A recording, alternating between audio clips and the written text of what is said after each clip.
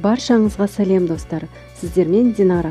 Бүгін біз десерт емес, бірақ негізгі тағам немесе закуска ретінде берілетін дәмді ет тағамы болып саналатын бауыр тортын әзірлейтін боламыз. Егер сіз бауырды ұнатпасаңыз, мен сізге бауыр тортын дайындауға кеңес беремін.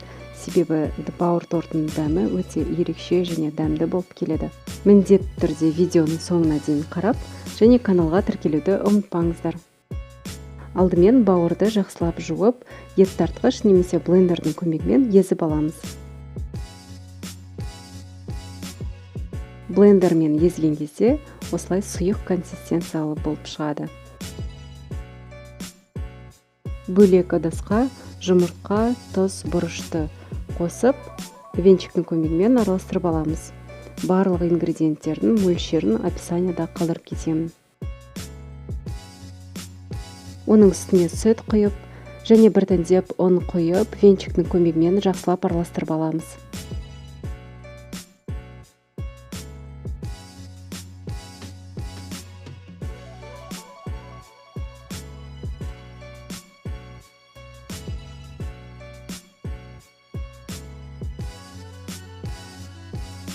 Енді осы сұйықтықты бауырдың үстіне құямыз, және блендердің көмегімен жақсылап араластырамыз. Егер комок болса, уайымдамаңыздар, блендермен бәрібір езіледі.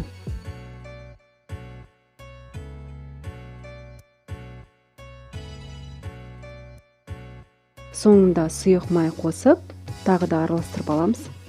Біздің сұйықтық кәдімгі құймақ сияқты болып шығады. Орташа қызып тұрған пеште сковородқа май құйып, пиязымызды және сәбізімізді қуырып аламыз.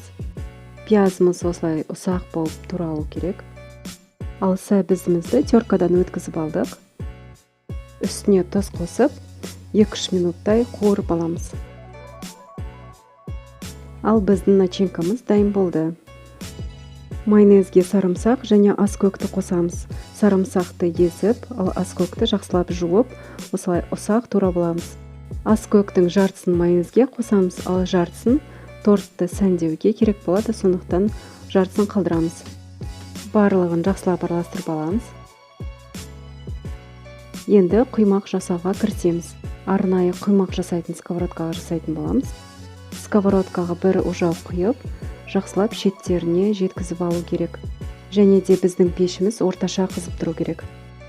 Құймақтың алғашқы бетін 1 минуттай пісіріп аламыз. Бетінде ұсақ тесіктер пайда болса, пісті деген сөз.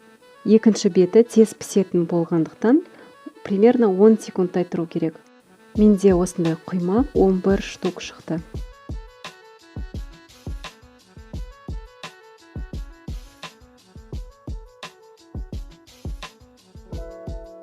Енді тортымызды жинауға кірісеміз. Бірінші қабаты майонезді жақсылап құймаққа жағып аламыз. Барлық шеттеріне жағып алу керек. Екінші қабаты бұл пияз бен сәбіз начинкасын жағамыз. Примерно 1 ас қасығы 1 қабатқа жетеді. Екінші құймағымызды саламыз. Оның үстіне майонез және сәбіз бен пиязды жағамыз. Және дәл солай рет-ретмен видеодағыдай қайталаймыз.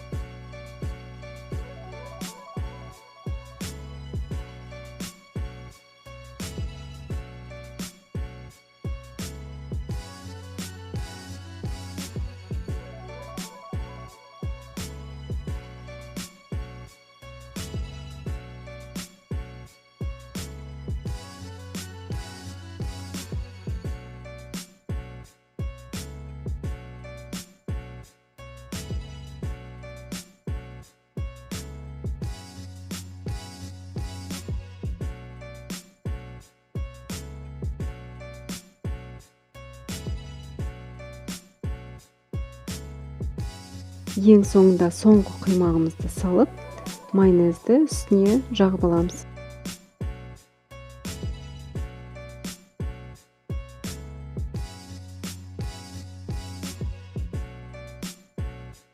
Оның үстіне қайнатылған жұмыртқаны үккіштен өткізіп, аскөгімізді сеуіп сәндейміз. Біздің әдемі бауыр торты дайын болды. Бауыр торты мерекелік үстелдің лайықты безендірілуі де бола алады. торт дәмді өте ерекше болып шықты. Міндетті түрде жасап көріңіздер. Үйдегілерге ұнайды деп уәде беремін. Видеоның соңына дейін қарағандарыңызға рахмет. Егер тіркелмеген болсаңыздар, міндетті түрде тіркеліңіздер және қасында тұрған қоңыраушаны басуды ұмытпаңыздар. Сіздермен болған Динара. Ас болсын.